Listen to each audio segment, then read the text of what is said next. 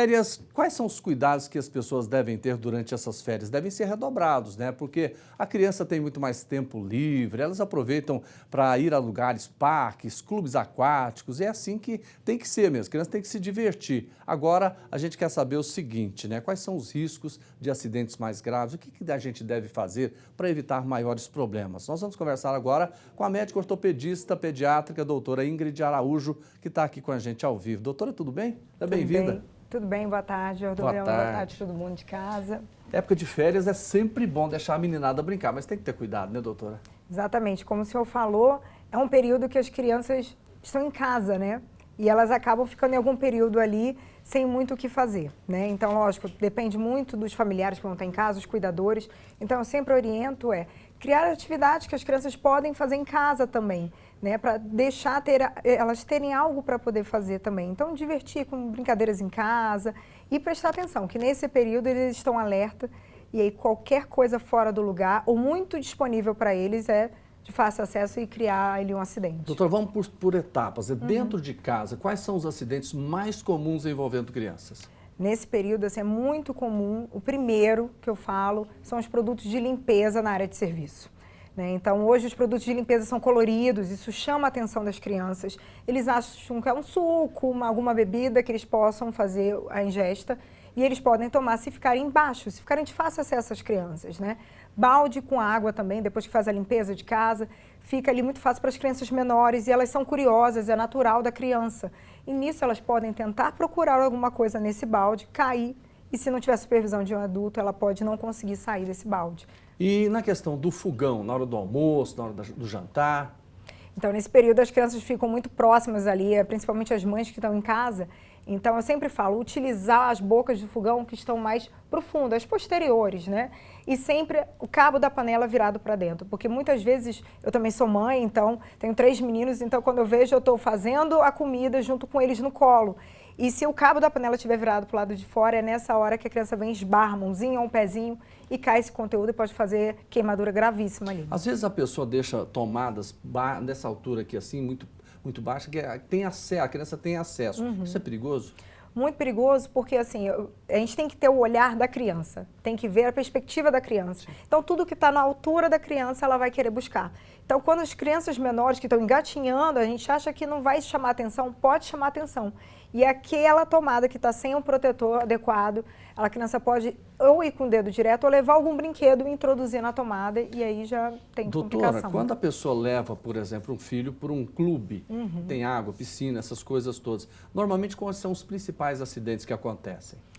O grande problema, vamos dizer assim, de a gente utilizar a piscina pública com várias pessoas junto não ter um responsável adequado, direcionado para aquela criança. Então, nessas férias tem sempre churrasco, encontro da família, vai para clube, então a gente tem que está com você, meu filho, então está com você. Se vai trocar para outro adulto, fazer essa comunicação, né?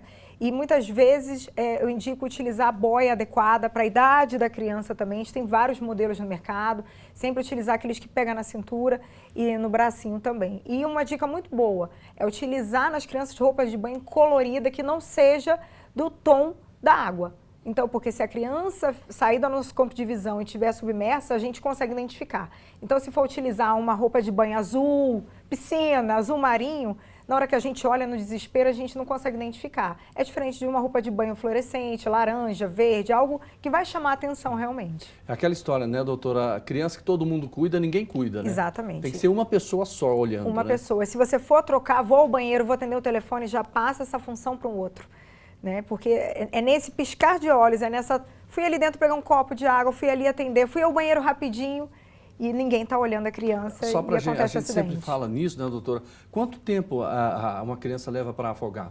Minutos. Minutos. A gente pode acontecer afogamento dentro de casa, no vaso sanitário, por isso que tem que usar o protetor no banheiro também para a tampa do vaso sanitário. Sim. No balde que fica com a água na área de limpeza. Isso é muito mais comum do que a gente imagina. Né? Então, nesse período de férias, aumenta muito mais exatamente como foi dito no início. As crianças estão mais permissíveis dentro de casa, elas estão com um horário mais dentro de casa. Doutora, levar a criança para um parque de diversão, normalmente quais são os problemas que a família enfrenta lá com criança? Parques de diversão, gente, é um programa diurno, né?